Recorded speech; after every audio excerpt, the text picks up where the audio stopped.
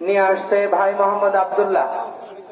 ভাই মোহাম্মদ আব্দুল্লাহ এখন আপনাদের সামনে একটি নাতে রাসূল সাল্লাল্লাহু আলাইহি ওয়াসাল্লাম পরিবেশন করবেন।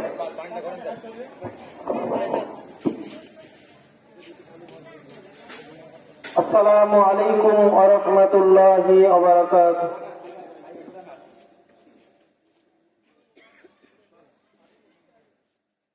হে রাসূল তোমায় ভালোবাসি